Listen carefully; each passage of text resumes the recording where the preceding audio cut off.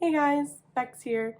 So, this is actually future me, but when I started recording this vlog, I hadn't been recording for very long. I was towards the beginning of my booktube journey, and Nina has been kind of a constant throughout this journey too. I became friends with her right at the beginning of my booktube journey, and she was new to booktube as well. This has been the first year of my booktube journey. I started in March, and it's been really fun, and it's also been a trial of a year because in late October, actually the weekend of Halloween, I got really sick, just like a cold, but then I just never got better.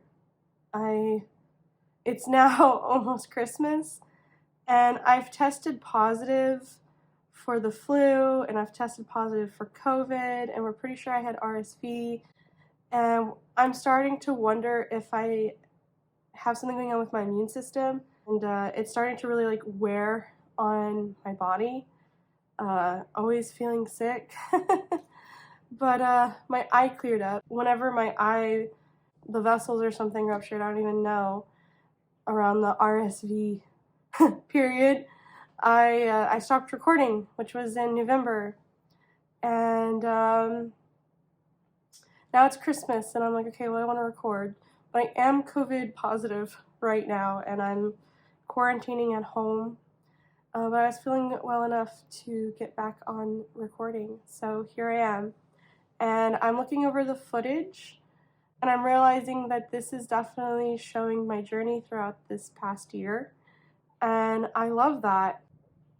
I just want to say how funny it is that I'm finishing this vlog at Christmas with all my Christmas decor in the background because she hates Christmas. So, wasn't intentional, just, finishing here at the last minute at the end of this year. My bad. But yeah, this is future me. I started recording this vlog probably March. I'm pretty sure it was in March, or April, maybe like right after my first month of being a booktuber. But I got to know Nina right at the beginning, and we've kind of been each other's like booktube friends. Not kind of, we have. She's like my booktube bestie. We've seen each other go through this journey, and it's been pretty great. And it's nice to like have somebody to kind of like talk to about it all and like behind the scenes kind of thing. So I've been reading her favorite books, and I finally finished. Took me a whole year practically, but I did it. And these next clips is me throughout a whole entire year reading her favorite books.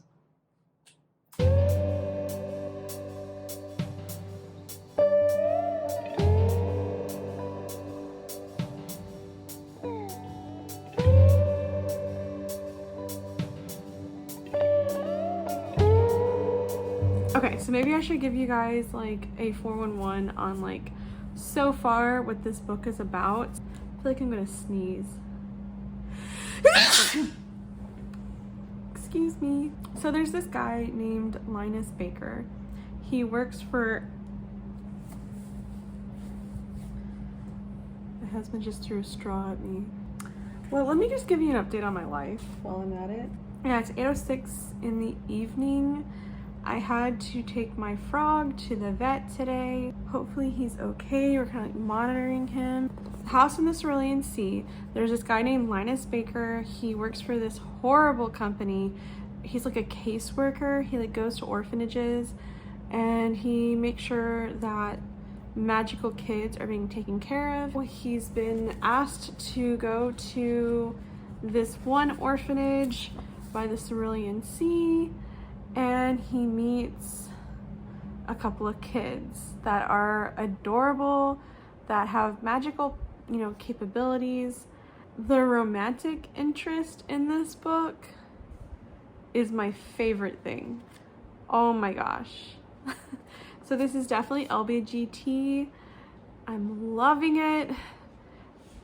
The romance is honestly so adorable. I really identify with the main character.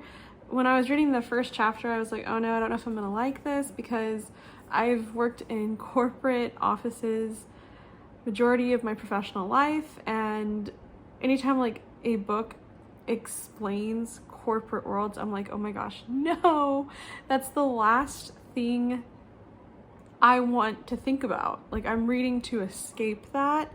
But in this book, the main character is definitely escaping it, so it's like I get to escape with him, and that I absolutely love. So getting to see him leave corporate America or wherever they're at. I don't know. I don't know if this is America in this world, but getting to see him leave that and go to an island is honestly a dream. So I'm loving it so far. Top 3 favorite things is the romance in this book, Theodore the kid, and then just the escaping work. I think that now that I've reached the halfway point, so far this has been like world building and getting to know all the characters, and also kind of like setting up our main character to start to think about things in a more humane and personable way, and starting to remember like what he wanted for his life and just fall back in love with life, really. And so now I feel like this other half is going to be kind of the plot line. So far, Nina's off to a really good start. I'm thinking that this is going to be between a 4 and a 5 star. So yeah, no, like I absolutely loved this, and it's just so wholesome. Okay, I need to finish this by Thursday because it was also the book pick for my local book club here in the city I live in. So yeah, I need to get cracking down. That's what I'll be doing the next 2 days. All right, well, I will update y'all once I finish and tell you my last final thoughts for the first book that Nina recommended to me. So, all right, bye.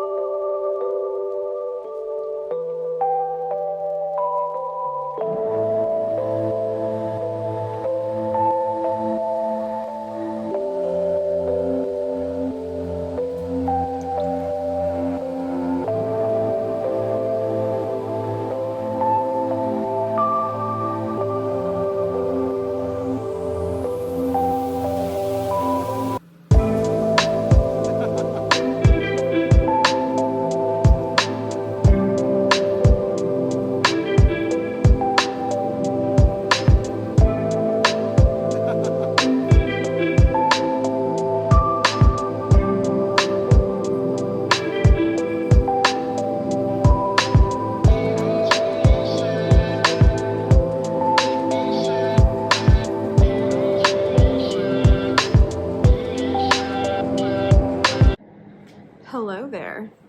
Hi. I wanted to update y'all. Let's see. Oh my god, I didn't put a bookmark. Okay, I can figure this out. Okay, good. I grabbed. That's the last page I was on. So I have about 100 more pages of The House on the Cerulean Sea. I wanted to check in with y'all just before I finished it. Ooh, it's so good. So good. I am curious to see how it ends off. Right now, all the kids and all the kids and all the adults are in the village getting ice cream, and it's just like gotten to the point where Mr. Baker definitely is a part of their day-to-day now. He's been there for almost a month, and it's like things are about to go down. I don't know what's about to go down, but I'm like, that's what I'm like. So far, I think it's going to be a 5-star, so I'm pretty excited. But I'm going to go ahead and finish it, and then I'll be right back. So I just wanted to come on here and let y'all know that this is future editing Rebecca. I never told y'all, it turns out, the ending of what I thought of House in the Cerulean Sea. So I'm coming on here to tell you that it was indeed 5 stars, and it is potentially one of my favorite books of the year. That book is the closest I've gotten to the emotions that Harry Potter provoked in my soul when I read it as a young person. Obviously, Harry Potter, unfortunately, has gone problematic because of the author, but still, the raw emotion I experienced as a young person reading that book for the first time, I feel like I've been chasing that feeling, and I think House in the Cerulean Sea is the closest I've ever gotten to that experience since. So 5 stars. More carrots. Don't tear it. I'm just starting this today, and that is House of Salt and Sorrows by Aaron A. Craig. House of Salt and Sorrows by Aaron A. Craig. I'm just starting it. I read the first page, and it seems like pretty spooky already. I'm like PG-13, so I am the biggest wimp. I can't handle anything. But for me, I'm already like, oh, this is spooky. I bet all of my friends that love horror are like, really, Rebecca? But don't get me wrong, you'll see me read way more horror than this in videos to come when my TBR game is really mean to me. More carrots. Where's Garrett?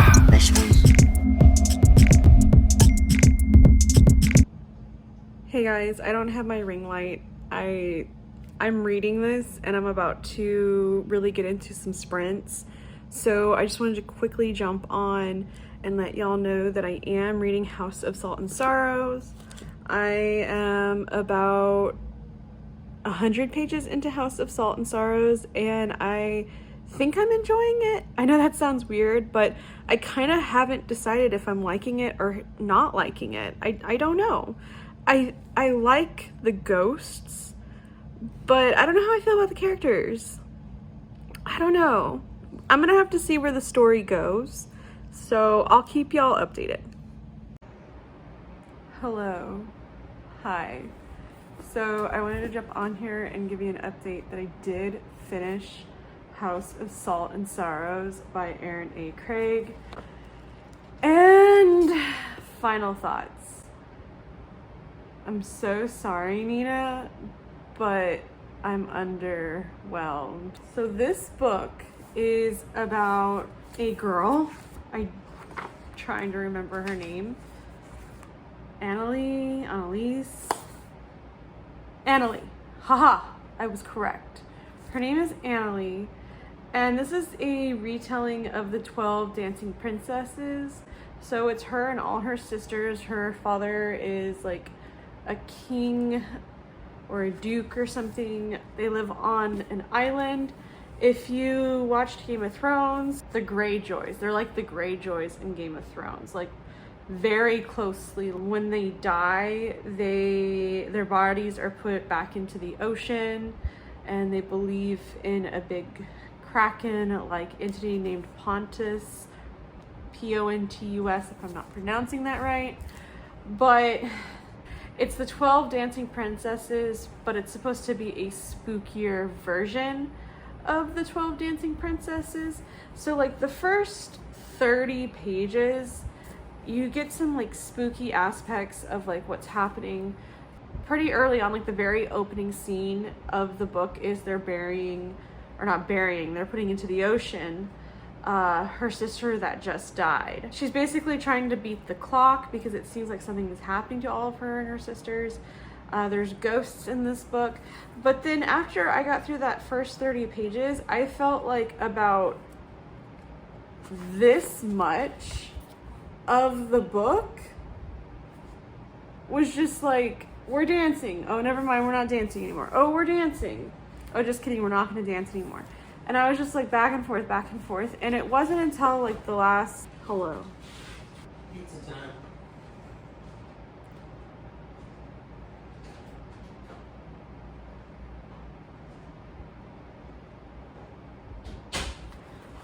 It wasn't until like the last 100 pages, if even that there was like a buildup, I felt.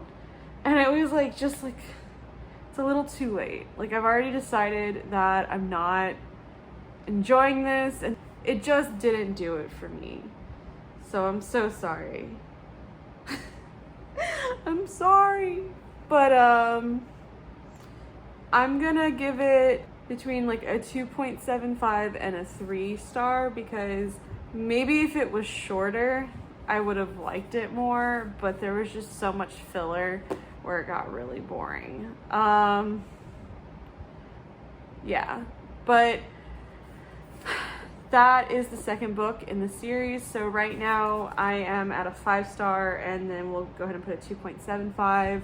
But yeah, I will be back at y'all with the next book that I read for this vlog. Bye. You know, just stalled out on the side of the road, hoping I don't die, reading this really creepy ass book while I wait for a tow. So my car stalled out, and I'm in this empty parking lot waiting for the tow. It's gonna be like 2 hours before the tow truck gets here. Hopefully I don't die. Let's just read this creepy book, because that sounds like that won't make me even more anxious. I just wanted to come on here and say that I'm safe and I made it home, and it was kind of fun reading a horror book while waiting for the tow truck. So definitely think it added on to the experience. But yeah, I'm okay. My car, on the other hand, is not, and I probably will have to get a new car. Anyways, I just wanted to update that. I only got like a chapter or so into the book. I'm liking it so far. It's definitely creepy, but I'm liking it. So we'll see. We'll see. I don't normally like horror books, but things are looking good. Hello. Okay, so I just got off work. I'm really tired, but I wanted to update y'all on Sundial. I am about 60 pages through. I don't know if you can tell. There we go. I have a bunch of stuff on my couch, but I'm 60 pages through Sundial, and I'm really liking it. My husband's watching something in the other room. Sorry about the background noise, but he lives here too, so yeah, it's super weird. It's definitely an unreliable narrative. There's this property that used to be a puppy mill for dogs to be experimented on, so that's really creepy. But I'm really liking the writing style of Catriona Ward. It's not magical, like it's not a magical book whatsoever, but she has a way of like describing things ethereal, maybe. There's an essence to everything. She takes creepy things and she adds on like almost like a sad, like a sweet, endearing layer, because it's a family and these are people that they have really fucked up qualities, but they also have good qualities as well. We got a new kitten and she's playing in the background. Come here. Oh, Sorry, Louis can't handle the idea of the kitten getting attention. Like, Louis like, no, I am your baby. And that's okay, because he is my baby. And I love it. When I'm reading this book, I feel like it's a cross of Pet Sematary by Stephen King meets Verity by Colleen Hoover meets The Push by Ashley Audrain, I believe is the author. I'll put a picture here. But yeah, it definitely, the animal descriptions and how animals come into play in the book really, and it's called Sundial, and Sundial is a big part of it. All of that really gives me Pet Sematary vibes. The mother-child relationship really reminds me of The Push. In my humble opinion, Sundial is better than The Push. I like it a lot more. I didn't really like The Push, and it's so similar that it really comes down to writing style and the way that the authors describe things, that I can tell that I really like this author's style of writing, and that's like really what's like investing me, because I normally don't like books like this. I'm not a scary book kind of girl. But I really like this, and it's because the writer is just that good at their craft that I'm like, dang. But that's my update. I am going to read some Sundial. I'm also going to be reading some Dracula tonight, so that's cool. Getting into that Halloween spooky-esque energy. But alright guys, talk with you soon. Bye.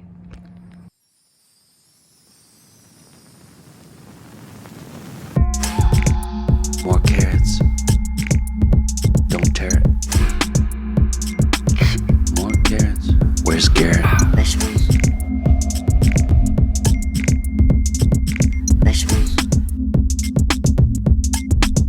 Here I come from the west side. The left side. The right brain drives me insane. Don't lie, don't lie, don't lie to me. First, I want to talk about, I had recorded me talking about the end of Sundial, but I don't know where it went. It just straight up disappeared.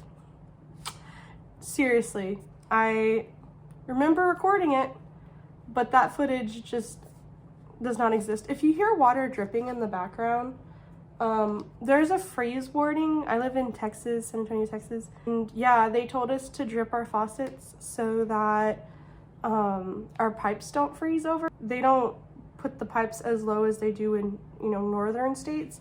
So pipes are more susceptible to freeze. I don't know. That's what our apartment complex wants us to do. So that's what we're doing.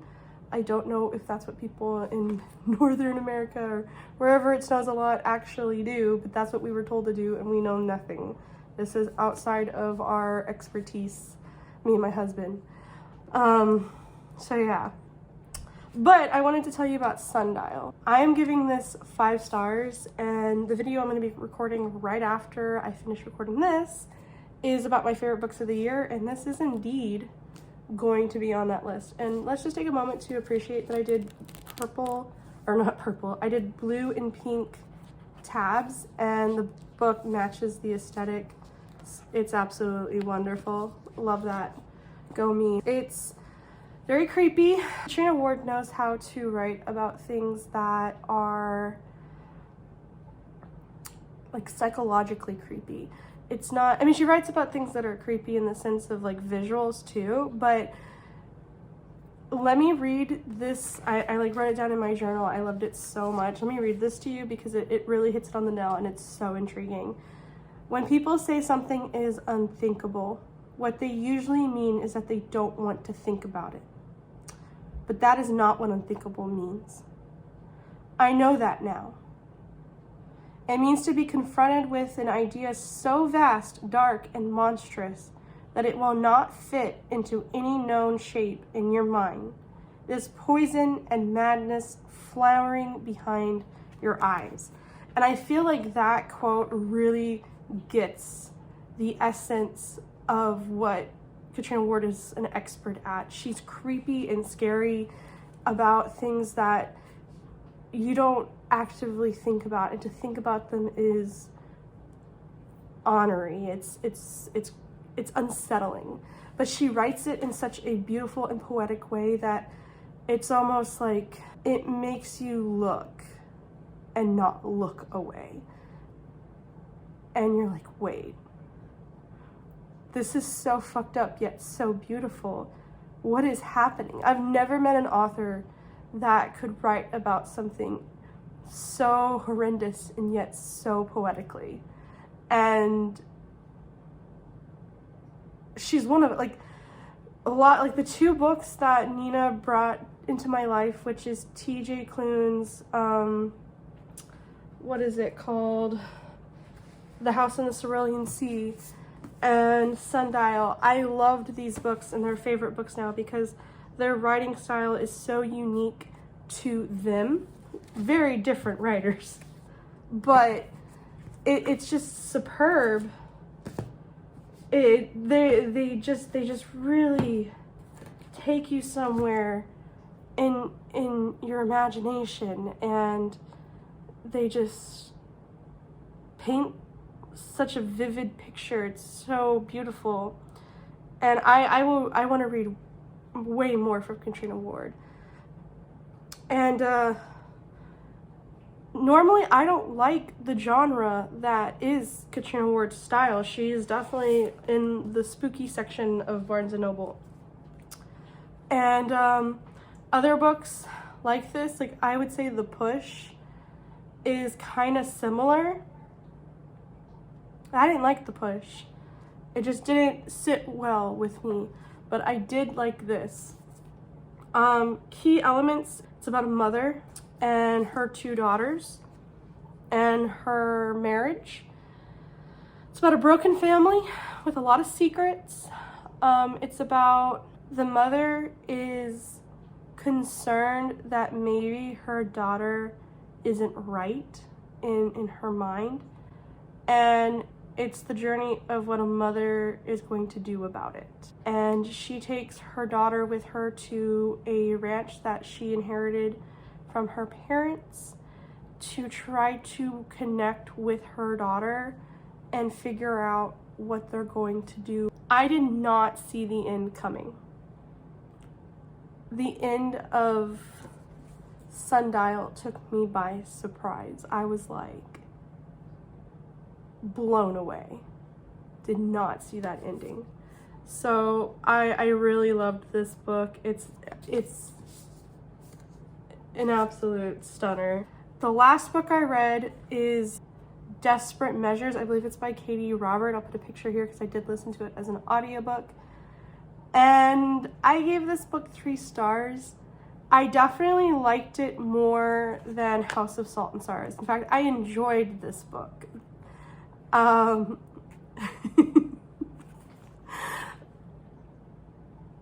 It's a fun time, and I'm so sorry, so sorry, but that plot was, I texted her this, but that plot was as thin as tissue paper. Like, I'm reading through the book, and I'm just like, nothing is explained very in-depthly. Well, the plot isn't explained very in-depthly.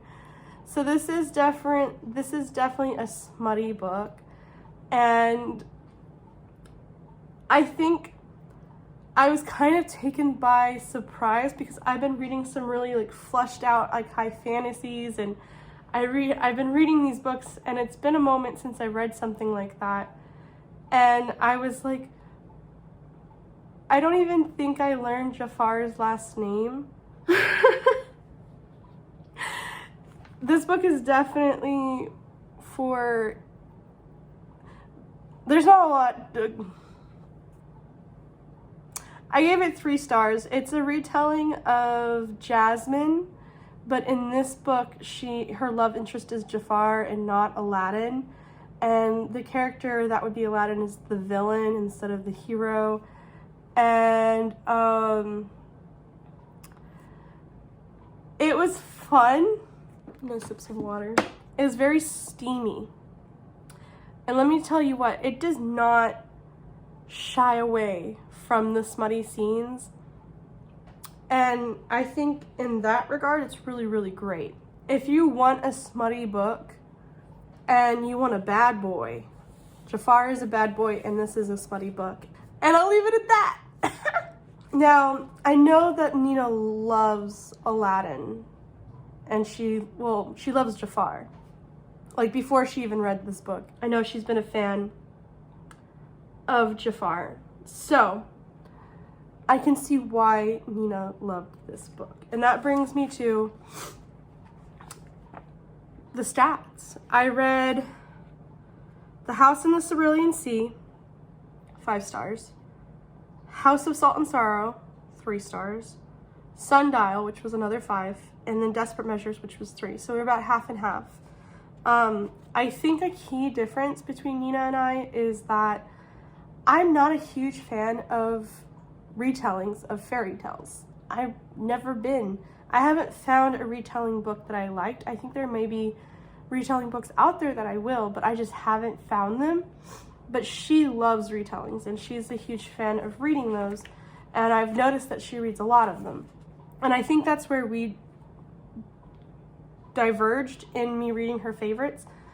But I am really interested to read more of her horror book recommendations because I am not a huge horror fan, generally speaking. I love Stephen King, but generally speaking, I wouldn't read outside of that. So she got me to go out of my comfort zone, and I'm so glad she did.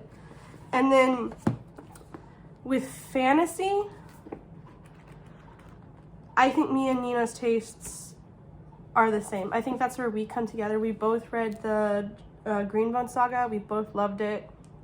And this is definitely fantasy, and I definitely loved it too. And I think that me and Nina, like, our interests are so similar when it comes to fantasy. What we look for in the world and, like, looking at writing. I know that we've buddy read other books. Right now we're buddy reading The City of Brass, which is another fantasy, and we're both loving it. So it's always great to, like, learn, like, where you and your friends taste align so you guys can enjoy a book together. One key difference too is that I enjoy dark academia, and I know that she doesn't. So we read Babel together this year too, and I definitely enjoyed Babel way more than she did, but I would say that fantasy is not the correct genre to label that book. It's definitely more of a dark academia read, and it's just really cool to start to understand your book bestie's reading tastes, so that if she ever asks you a question, you can give better recommendations. Because this year I definitely have given, like, I recommended Dracula thinking like, oh, it's a horror classic, but I don't know. Dracula, now that I've read it myself, isn't more so in the horror as it's more on, like, the classical, probably dark academia side. Oh, another book that we buddy read was Chouette, and she didn't like it, so I was really surprised about that. We read Chouette together, and me and our other friend Heather loved it, and then Nina and Sydney over at Sidwarum did not. And I would say it's because it's an abstract kind of writing, and so there's that. Now she's currently reading Where the Crawdads Sing, or she did read it. I don't know if she's read it yet. I need to message her. But she was saying she was going to pick it up. And I'm curious to see what she thinks of Where the Crawdads Sings. This is a mystery meets a romance, I would say. It's definitely adult. It's a historical fiction too. It definitely takes place in the past. So I'm really curious to see how her interests fall there because I don't know if I've ever seen Nina read a book like that. So that's kind of going in a different genre section. So overall, what I learned from this video is that Nina has really good taste in books, and the only key difference from what I like out of her favorites is retellings. And she's one of my favorite people ever. So thanks so much, Nina, for allowing me to film this video. I had a lot of fun, and I'm always down to buddy read a book with you, even though I'm so freaking slow and you're so fast. It's so funny. Like, literally we're like opposite ends, like the turtle and the hare for sure, and read speed. But I always enjoy getting to talk to you about reading books, and I would say that this was a success. And yeah, I think that closes up a video that I have been filming for my whole entire first year of being a booktuber, and it's been a lot of fun, and I hope you enjoyed it too. And I hope you consider liking and subscribing this video. It definitely helps me. And tell me what you think of these books down below. And yeah, Bex Books signing off. Bye, guys.